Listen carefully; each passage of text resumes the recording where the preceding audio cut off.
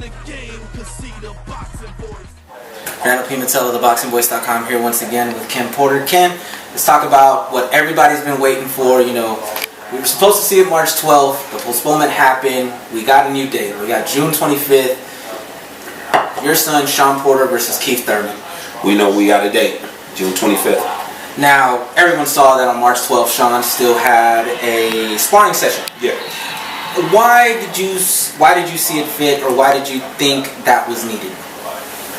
Well, from a coaching standpoint, we needed to put an end to all the training we had done. And we have been training since the Bronner fight, Which was last June. Yeah, so that's almost a year now since the Bronner fight. And the reason for that was and is we don't wait until someone calls us and say, hey, you're fighting in 8 weeks to start getting in shape. We stay in shape. That's his livelihood. This is his job, and so he works every day at it to improve. So we needed to put a cap on that so that he could take some time away from boxing and just relax.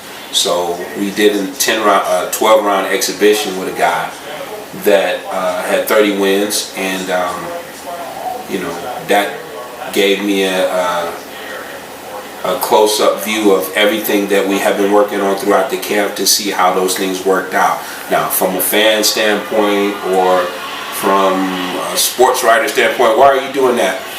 You're not a trainer. I need to see this. I need to see the time, and I need to see the speed. I need to see the conditioning. I need to see if he's following the direction. I need to see if he's doing the strategy, if he's following the strategy that I'm asking for. I need to see all of these things in action, under the gun, with the lights, with the camera, and now that he's done, he can leave. I needed to see him at 150 pounds, which is where he was the day before the match. We didn't feel it necessary to come to 47. Obviously, there's no title on the line, but these are all things that you need to go through. So mentally, physically, spiritually, emotionally, nutritionally, everything across the board was where we wanted it to be. And once we knew that, okay, Shawn, go ahead, take some time off and come back recharged, and let's get back at it. So that's what he did, and that was the reason for that. You just said it right now that on that date when he did the sparring session, everything looked like where it needed to be, correct? Yes, it did. Everything that needed to be on that day, would that Shawn Porter have beaten Keith Thurman? Absolutely. Absolutely. And in that particular match, which, you know, we get it all the time, Shawn's a brawler. He's going to, you know, he boxed all night. People didn't know he could box. But that's not what we had to do in certain fights against certain people. And it's fight specific. So you might see that, but now how do you prepare for that? If you've never seen that before. If you always thought he was going to brawl you, and then you had to deal with something different. If you take a look at the Malignaggi fight, Devin Alexander fight, and the Adrian Bronner fight, he out-jabbed all of those guys. That's the straightest punch you can throw. But he's wild and he's a brawler is what I get all the time. I had never seen any film on the guy that we went up against in the exhibition. And Shawn and I never discussed him. I just figured he was going to be coming straight at us. And so we figured that we were going to counterpunch and get to his body and get him out of there. Well, he didn't do the things we expected him to do.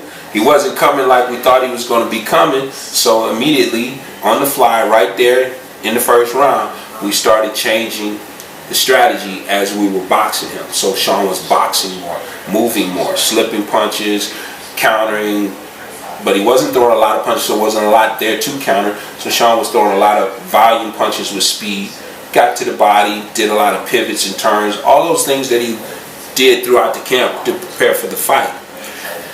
That and 1,000 more things that we'll be doing for the Keith Thurman fight are the things that Keith's going to have to deal with on fight night. It's not going to be just one thing that we're coming with on fight night. He's not going to know. And we don't know exactly what Keith's going to do, but that's not what we're preparing for anything. What we're preparing for is everything from A to Z, 1 to 100 with Keith, because he's going to box, he's going to punch, he's going to move, you know, he's going to try to be smart, he's going to try to be slick, he's going to try to bang a little bit. He's going to try to do a lot of things, and he's very sporadic in the way he fights. I don't think he knows exactly what he wants to do, But I'm sure he knows he does not want to stand toe-to-toe. So that's not something that's going to happen. But whatever he's doing, whatever he's going to do, whatever he's going to do on fight night, we'll be prepared for that. So that night, victorious. Yes, we would have been. The next night that's coming up, June 25th, we're going to prepare all the way up until that point. We've got this to bounce springboard from in going to that night. So we're ready.